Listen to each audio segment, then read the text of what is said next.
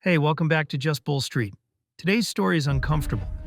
Not dramatic, not cinematic, just uncomfortable. Because in 2026, in one of India's so-called modern tech-driven private banks, almost 590 crore rupees quietly slipped away. And it wasn't some genius hacker in a hoodie. It was paper. Yeah, paper checks. Let that sink in for a second.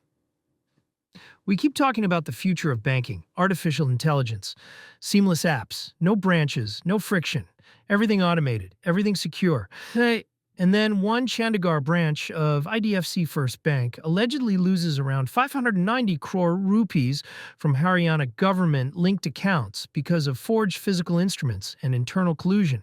Not a cyber breach, not malware, people. That's the part that matters. The fraud reportedly came to light only when a Haryana government department tried to close an account and move funds. During reconciliation, the balances did not match. That's when the hole showed up. Think about that. It was not caught because the system worked. It was caught because the client tried to leave. That is a very different story. Now zoom out. IDFC First has positioned itself as a new age lender.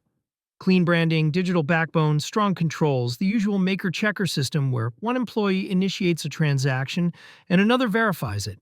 In theory, that structure should stop misuse. In practice, if the maker and the checker both decide to look the other way, the system becomes a formality. You can install biometric locks on every door in your house, but if the security guard hands over the keys, the locks are just decoration. When the disclosure came out, the market reacted hard. The stock fell around 20% in a single session and hit lower circuit. On paper, thousands of crores of investor wealth vanished in a morning.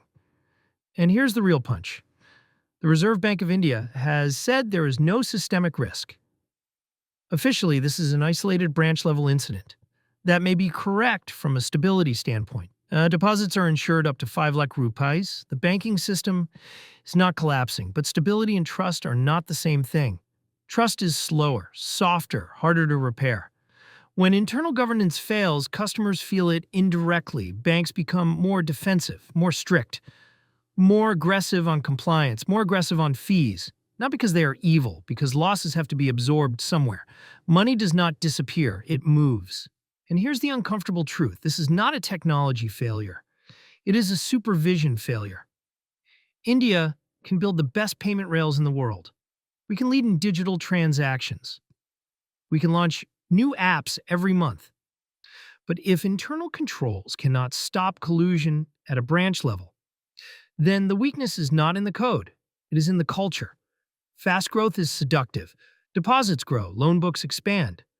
Market share improves, but governance has to grow at the same speed.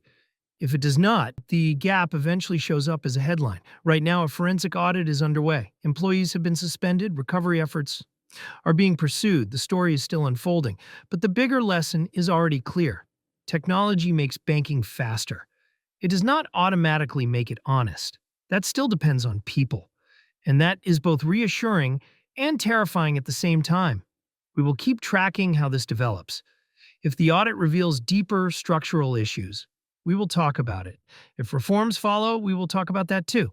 This is Just Bull Street. Calm thinking, clear eyes, no panic. Talk to you soon.